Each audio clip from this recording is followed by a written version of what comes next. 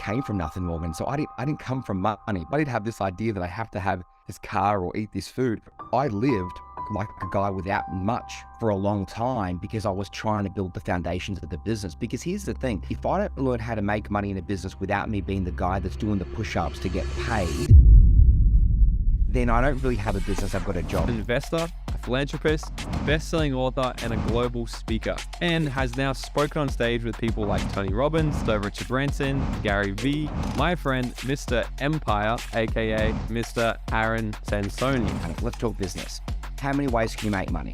What is an empire in your words? Multiple businesses with multiple income streams. That's an empire. I was like, if I'm not investing in me, I'm not performing at the level I need to get the results that I want. I made some money. I lost some money. I made some money. I lost some money. Hit a wall. And I realized something, that it wasn't just the strategies about business. I had to work on.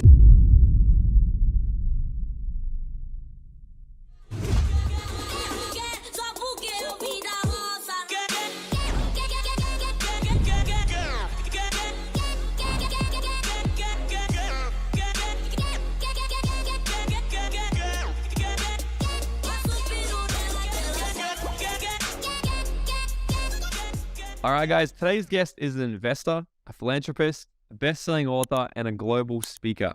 He has coached over 500,000 students from 132 countries, from over 100 different industries around the world, and helped them generate more profits for their business and how they can create their own financial empire.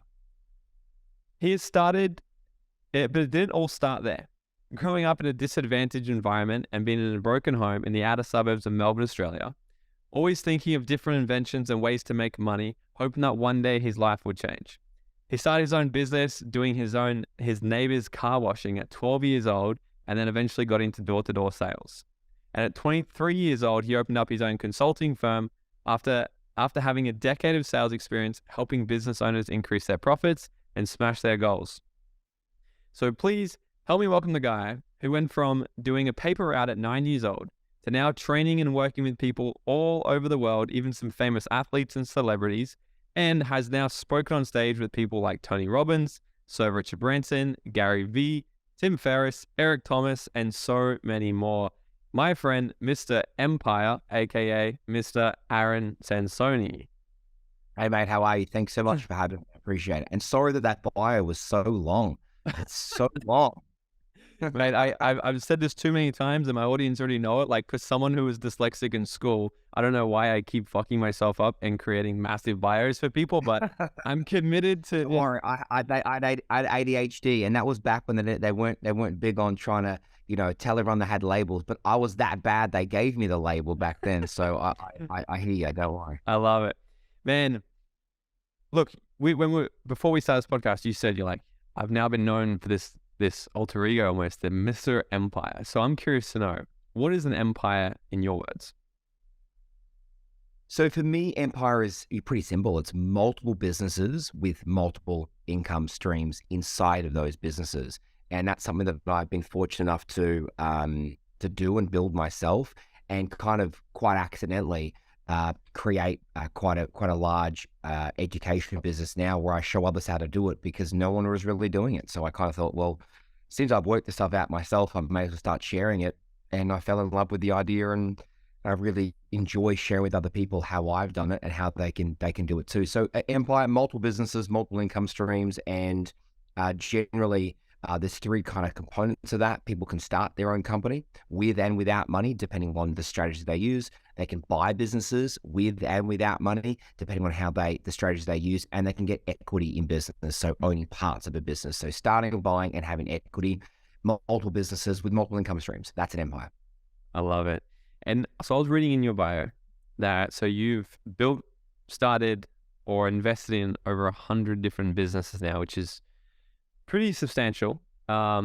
Before we dive into that, I'm curious to know, like, reading a bit about your story and stuff, like coming up, it sounds like you've always had this kind of hunger, this desire.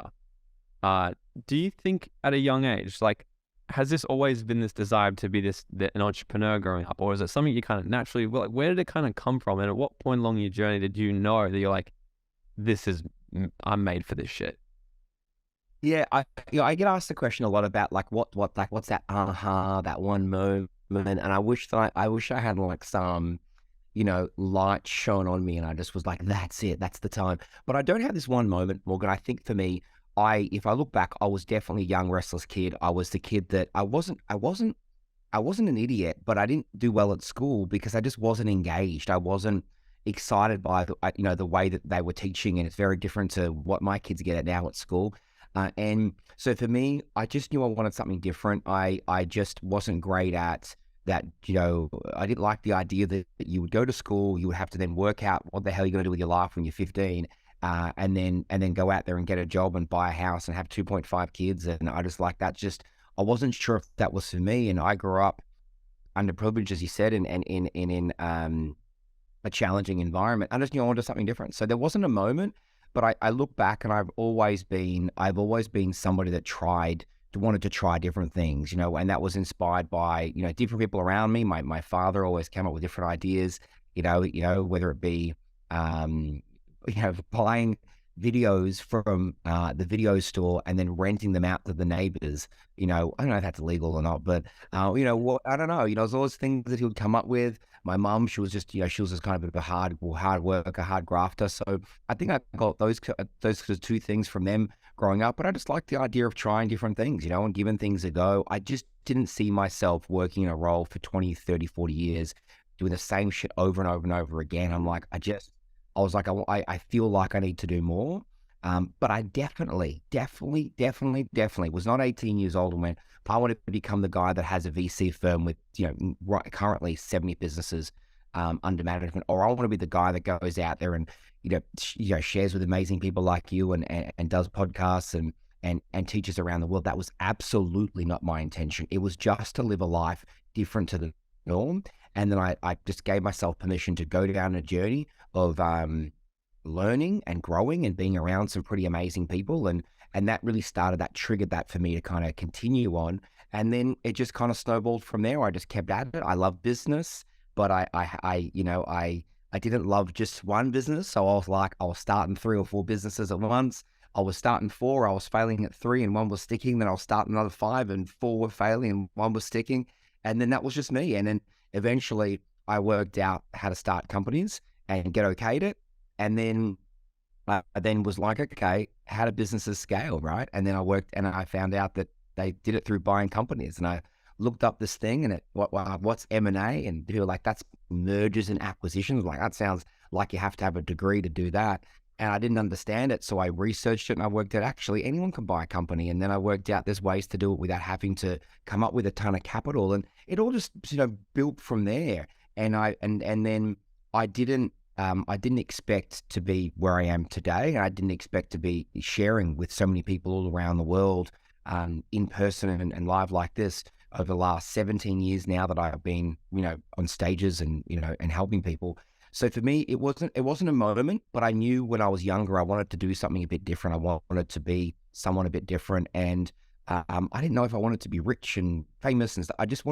I wanted to wake up every day and go towards the things that I felt I wanted in my life, and not be like, I can't because of money, or I can't because of this. And I just knew that I wanted to do what I want, when I want, as much as I want, with who I want.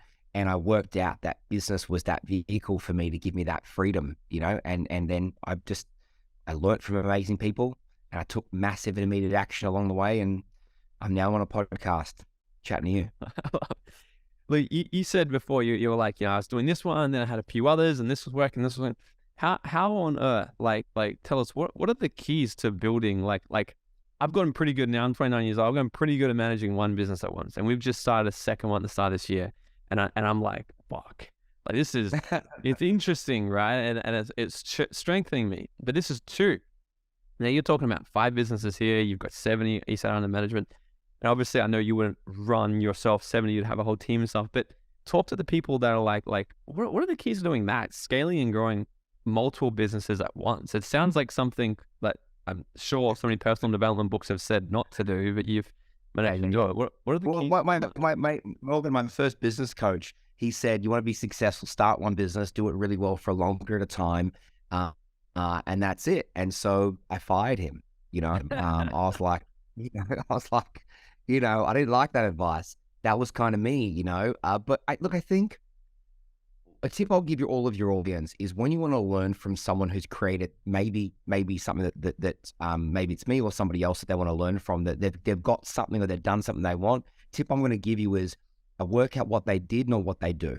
That's the first thing I'm going to tell you. So what did I do? What did I do at the beginning? Then I'll tell you what I did. You already nailed a big point. You said you must have a great team around you, and the reality is I do. I have a great team around me. So I've got 2 venture capital firms. One's called Empire Group International. One's called Paragon Global Investments. Empire Group International, I knew that I wanted to invest in other businesses. So I would invest in different businesses that were up and running, and I'll put my money into them, or I would start new companies, and I would look for different ideas and ventures I wanted to get into. And I'll share some of those later on. And then Paragon is a sweat equity business where I would work with businesses that have a business that's up and running.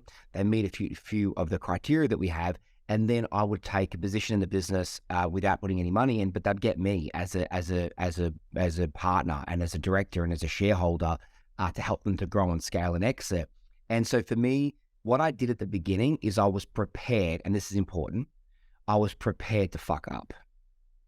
Too many people, they only want to start if they think it's going to work. And that's the problem that they have. They're not prepared to fuck up. Whereas I was prepared to fail, because failure, the only thing that you have to worry about with failure is ego. It's the bruising of ego. That's all, it's all really, really, when no one really fails that massively. I mean, you can still live and breathe and you've got a place to stay, you can eat food, you're okay. But I just gave myself permission to know that just to give things a try. And I have failed more than I have succeeded. And that's the same as I've been very fortunate to meet so many people around the world and have conversations with them. Richard Branson, prime example, everyone's like, 400 companies.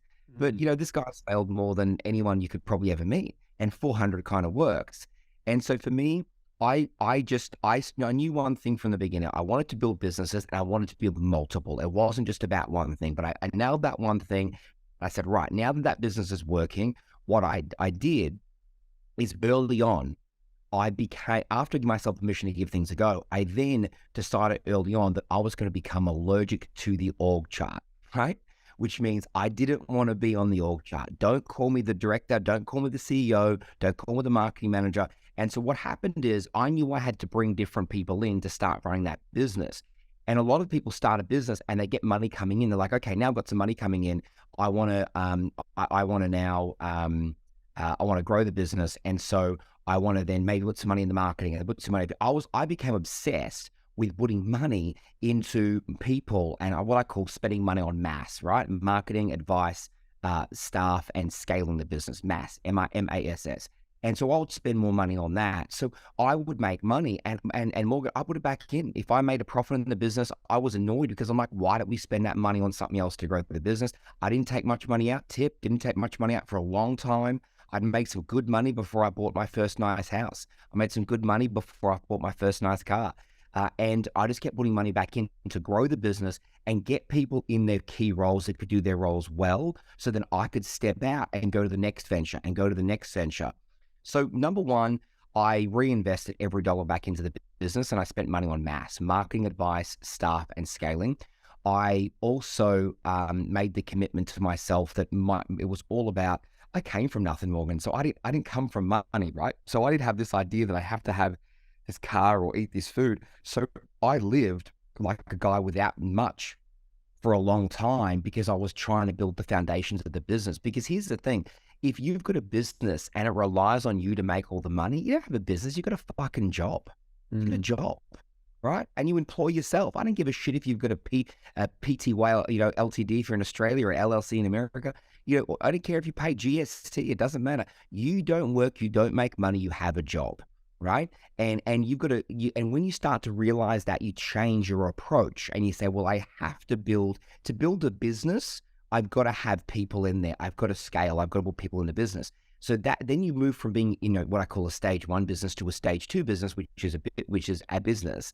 And then from a stage 2, you're part of the process of making money. You're not all the process. You're part of the process. But then a stage 3 business is an empire business where you're not needed in the business at all. So I worked that out early on. I said, I don't want to create something I'm tied to. I got mates of mine, Morgan, that make great money, but if they're sick, they make nothing. They go away with their family, they make nothing. So what I learned early on was this, is that if I don't learn how to make money in a business without me being the guy that's doing the push-ups to get paid, then I don't really have a business, I've got a job. So I became obsessed with the idea of doing that and then building it. And I would just spend more money back into the business. I wasn't trying to take out big money from it at all. And then I knew that was the first part. And the second part is I asked myself, what do I love and what am I good at? What I love is I love creating new ideas. I'm like, this is a great idea. This is a great idea. Let's look at doing this.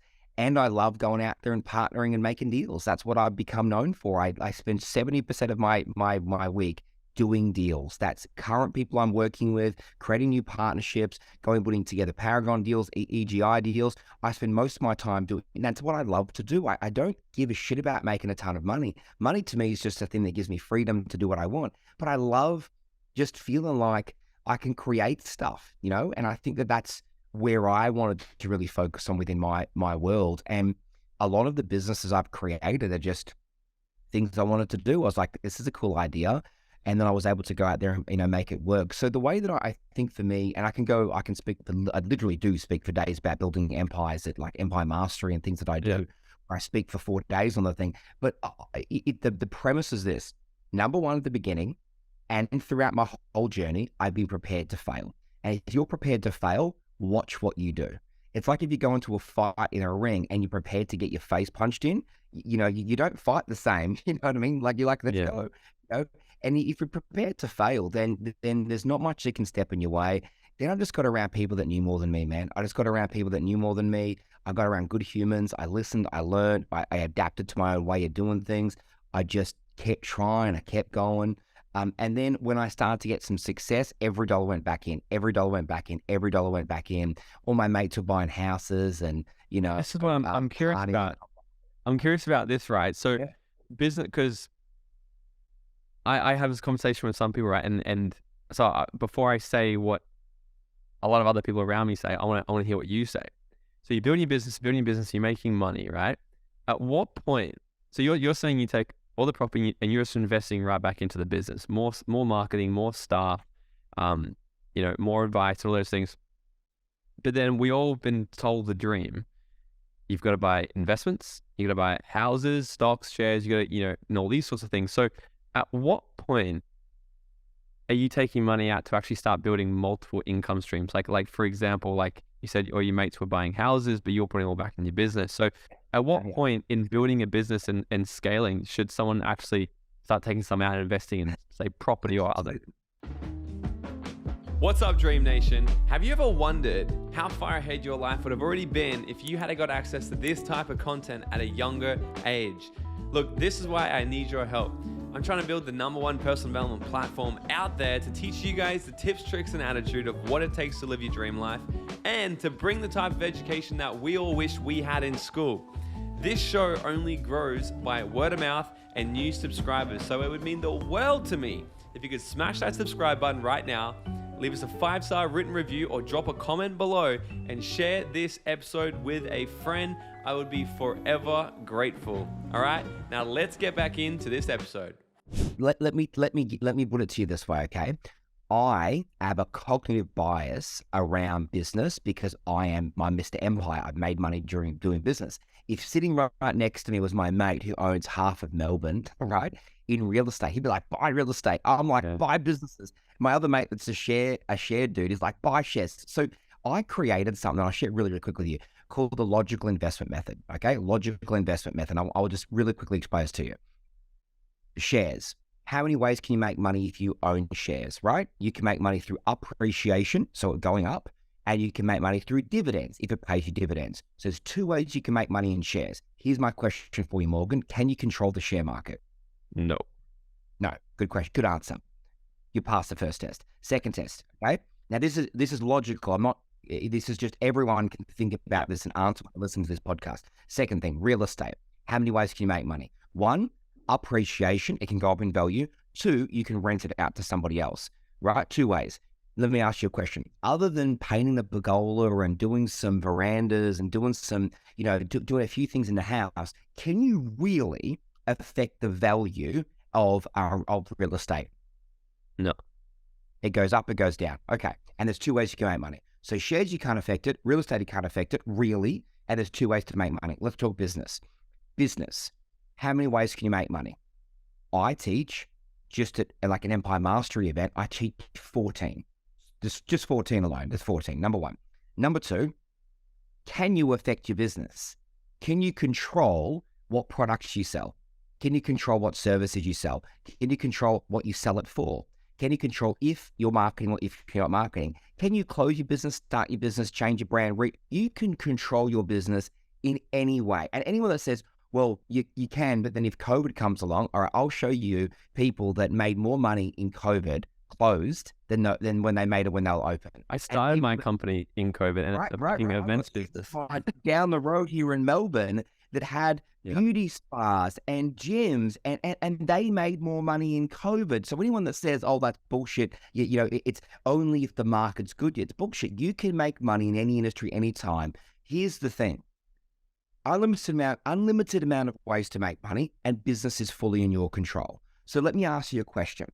If you're sitting there with $100,000 to spend and you go and put in the share market, there's only two ways to make money and you can't control it.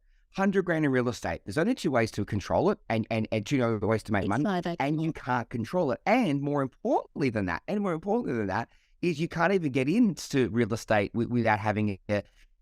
And right now, real estate, we know real estate from when I was younger, even not me, but even younger than that. I mean, you know, properties were way cheap, but now it's expensive to get into. Business, you can get into business with little to no money down or nothing at all. You can make money in 14 different ways.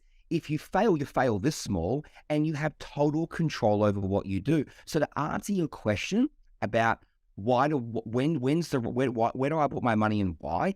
In business, because if you had $10 million real estate portfolio in COVID, you couldn't do anything.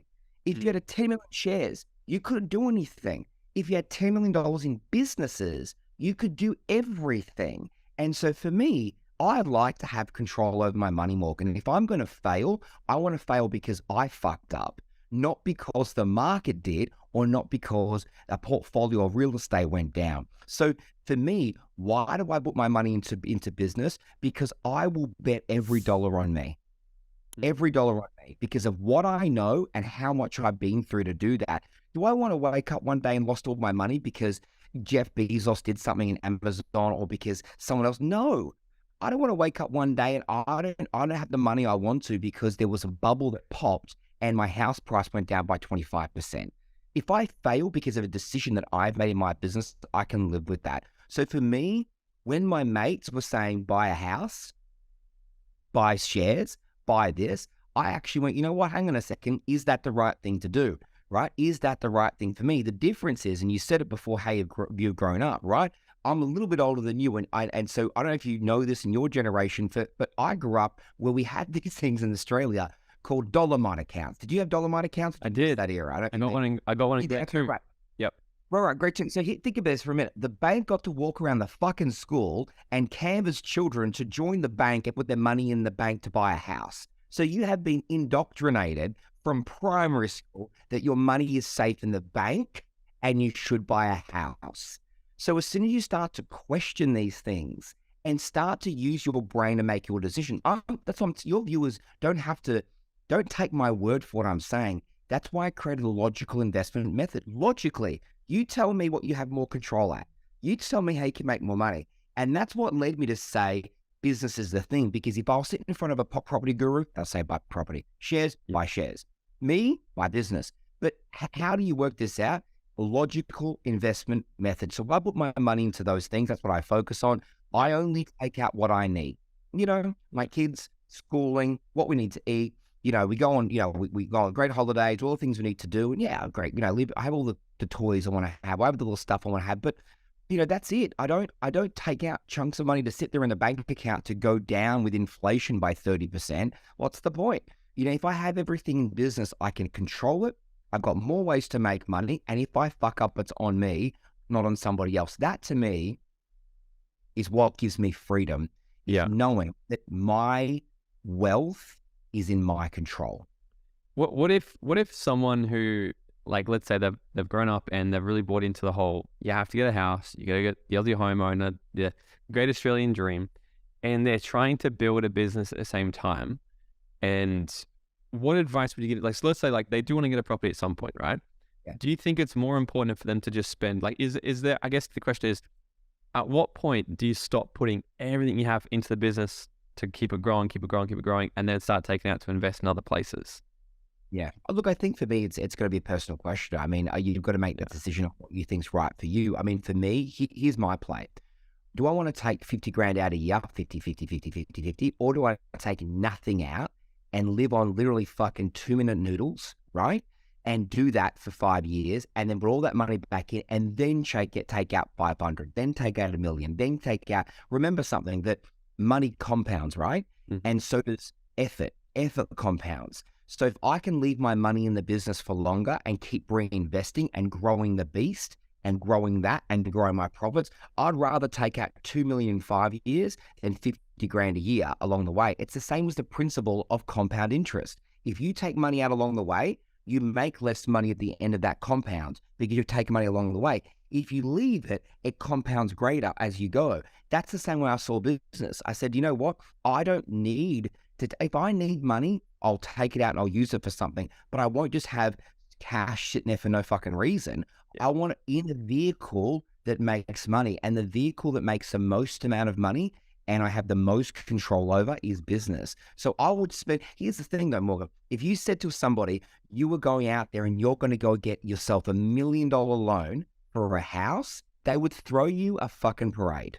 Yeah. Right? They'll throw, oh gosh, Morgan's on the property. Oh, look at him, mate. He's got $1 million mortgage. Oh my gosh, I'm so proud of it. If you said to those same people, I'm going to go get $1 million mortgage, $1 million loan to buy or start a company, they were like, he's lost his fucking mind. Oh my, intervention. It's intervention time, right? Yeah. Because people, but remember something, that people act and talk about and respond on their, based on their own fears and their own knowledge. So I don't hold it against somebody that's being bankrupt in business who goes, oh, business is bad. I don't hold it against them. I also hold it against someone who's made a lot of money in shares to say to me, you should buy shares. Because everyone's just based on their experience and their knowledge of what they've been through. But I've got to ask me what's true for me. You know, for me to wake up every day and go, what do I want to make? What I want to create? What's the business I want to do? Like last year, I had this, I don't know if I got it up here, up there, you know, some boxes up there. I was like, let me go and make some underwear. So I made some underwear. I was like, guys, underwear's shit, right? I want to go to now because it might change the rating of your podcast. But I was like, let's go. And so I built an underwear label called Gallantly. And it's amazing fabric and all that is amazing. Aside from that, I built a brand which is called Gallantly, so people could put on the suit of armor. The first thing they put on when they wake up is that Gallantly underwear. Men and women, right? You can wear the same color as your partner and everything.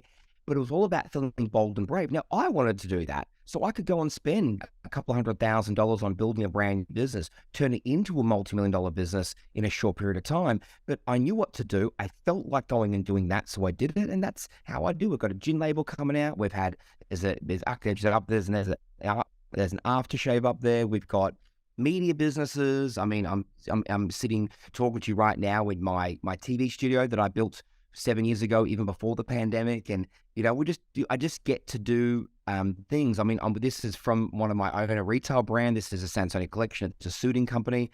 Why? Because I was like, guys, suits are shit. Their collars are terrible.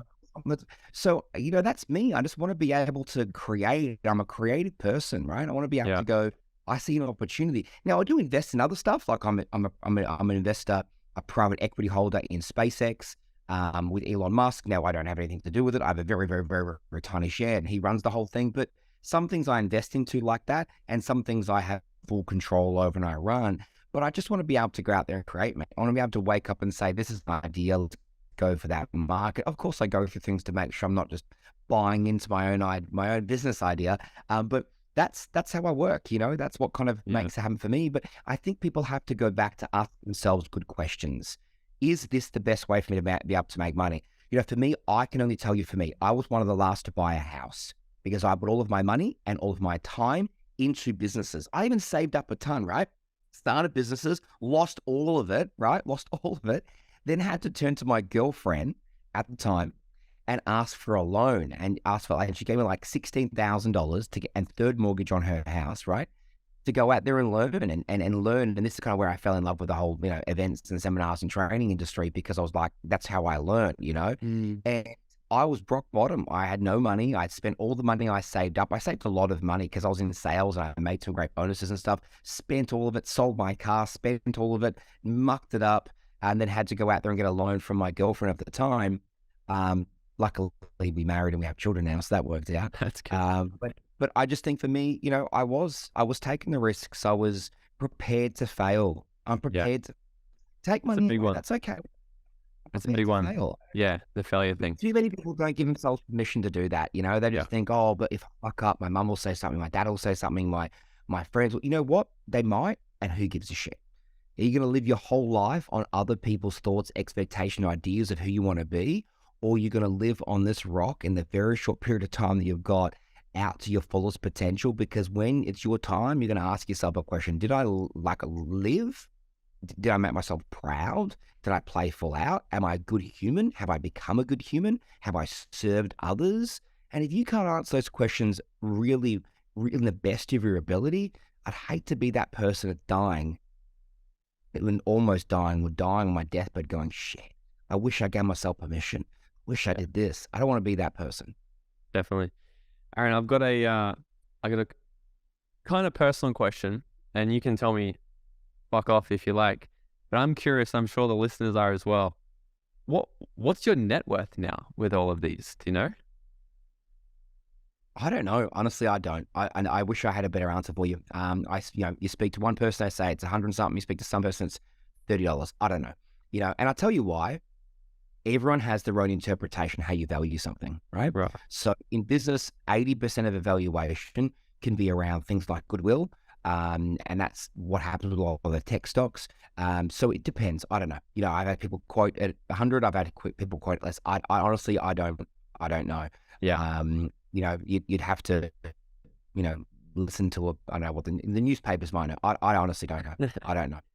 I've got enough to do what I want to do without worrying. That's the most important thing, I love it. Have you ever burned out along the journey or come close to it? If you have, how do you manage not doing it? Burnout, not like total burnout, like fried dead, but definitely I've hit walls before, and I learned really early on, and I love that this is about that you are talking about personal development in majority of the podcasts you have, because I was a guy that was like, personal development's wanky, who gives a shit, I don't want to meditate, all that kind of crap. And then guess what happened? I made some money, I lost some money, I made some money, I lost some money, hit a wall, and I realized something, that it wasn't just a strategy, it's about business. I had to work on me, and I wasn't mentally strong enough. I was physically, I wasn't in the shape that I wanted to be. And I just, hit that more. I was like, I need some changes. And so I definitely hit some walls along the way, but then I learned me. I stopped and I listened. Like, I remember going to the gym, right? And just having a program, like, all right, lift weights, do some squats. And I'm like, why? Why was I doing fucking squats? Why? How's that going to help my life? And I went to my next PT and said, here's the thing. I have lots of companies, and I've got, and I'm on stages, and I've got kids, I've got all this. I need to have a life, and I call this thing life fitness. I need to have the life fitness in my life to be Aaron Sansoni. Can you reverse engineer that for me? And that's what I did. And so my PT built something out for me that is based on who I am and what I need to do. I eat the food based on that. I do the blood works, all the things I do. I was doing ice bath before it was fucking cool, right? I was the same. Before it was cool, right? Even if I was jumping in an ice bath. I live in Melbourne, just going to the ocean, most of my 360 days of the year. And so for me, so to answer your question, I used to hit walls a lot before, but probably about, I'm going to say, just around when my kids started to come around. So about 10 years ago, I probably started a real journey of how do I look after me more, but I'm not over the top. I'm not like a ridiculous, like if I want to have a glass of wine, I'll have it. If I want to have the dessert, I'll have it, but I do things in moderation more. I'm not, like I love burgers. Who doesn't like burgers, right? I love biscuits. My wife loves me because she calls them the Cookie Monster. I fucking love biscuits. But if I have them breakfast, lunch, and dinner, right, I'm not going to be able to be me, because here's the thing. I want to be able to give the best, not just the best to those that pay me and the rest to those that love me. I want to give the best to everybody, right? Not just the best to those that pay me and the rest those that love me. I want to give to everyone. So that means I got to get up at 4 o'clock in the morning and go to the gym. Okay. I read once that people that are successful get up early. So I was like, all right, I better get up before 8 o'clock. And so I just worked my way to get up early. And then I worked out, my morning routines. I'm at the gym. I have a PT 4 or 5 days a week. I exercise. I eat all the right stuff most of the time. I take all the vitamins. I do all the blood work. I jump in cold stuff and hot stuff, and and I get the massages, all the things I'm supposed to. So the answer to your question is yes, I used to hit more walls when I didn't have that, but I believe in breaking my life, my personal development life into 3 major areas: mental fitness, physical fitness, and spiritual fitness. And I have to make sure that in all of those 3 areas, I'm building the life fitness that I need to have to be who I am. So spiritual, and some people listening will be people of faith, religion. Some people listening will be people of different, different feelings around that. For me, spirituality is inner peace and balance. So doing things that bring me inner peace and balance, that could be going and playing basketball, because I used to play that as a kid growing up, and that just gives me some inner peace and balance. So inner peace and balance, spirituality, mental fitness. So working on, all the things in my own mind to make sure I'm processing things in the right way and my emotions are in check, and I'm doing all the stuff that I teach around, I call it life DNA and all this pillars and stuff that I teach. And then physical fitness, going to the gym and working out the things that I need to be able to stand up and not have any back problems and have all the energy I need to have. So when I go home and I see my kids tonight, after I've had a massive day, we've done a couple of deals today. I've been teaching online with a bunch of my students in some of our programs. I'm hanging out with you. I don't want to go home to my kid and be like, Dad's exhausted. You know what I mean? Like, I've got a 5 and a 9-year-old right now, and they deserve to have a dad too. Not just deserve to have an expensive home and expensive stuff and expensive, like they deserve to have a dad who's present. And so for me, I've had to reverse engineer all that stuff so I don't hit a wall, and I don't have that happening all the time. But I absolutely used to hit more walls physically, emotionally, spiritually when I didn't invest into me, and I remember I used to like agonize over whether I spent $50 on getting a massage. You know what I mean? Yeah. It's stupid. I was like, hang on, I'm worth more than that. You know what I mean? Have a massage, get a PT, eat the right food, look after yourself, because I'm the number one asset, mate. I make all my decisions, everything. I'm the one who's starting businesses, doing this. I even if I have others that help me, I'm choosing to have those. Choosing to have those around me. So if LeBron James can spend $1.5 million in himself every year to generate $40 million or just in his contract, or 150 and everything else, then everyone, if you treat yourself like a professional, you spend money that way and you invest in yourself. So for me, I definitely have hit walls before, but a lot less when I'm focusing on my life fitness, mental, physical, and spiritual fitness. Mate, that's huge. I love that. Like, we are the asset, and that one ticked for me a few years ago as well. It's like, if I'm not investing in me, I'm not performing at the level I need to get the results that I want. Aaron, we are strapped for time. I've got one final question for you. Sorry before, but where can everybody find you on social media and get access to all the thousands of businesses that you have? Yeah. So Instagram, probably the best one. So Aaron Sansoni on Instagram, probably the best place to come and hang out and come and see me. That's probably the best place. Yeah, beautiful. And we're probably going to see you at Dreamfest, possibly. Cool. We'll, yeah, that's good. Yes. And dude, okay, final question. If you were to go back to your 18-year-old self and give him 30 seconds of advice, what would it be? Date more people. No, I wouldn't say that. I wouldn't say it. I think I dated enough people back then anyway. Trust yourself. It's going to be okay. Thank you so much for listening. And if you got value from this episode, it goes such a long way. If you can just take 20 seconds of your time, leave me a 5-star rating and written review, then screenshot this episode and share it to your story. And make sure you tag me for that shout out. And until next time, guys, go out there and dream out loud.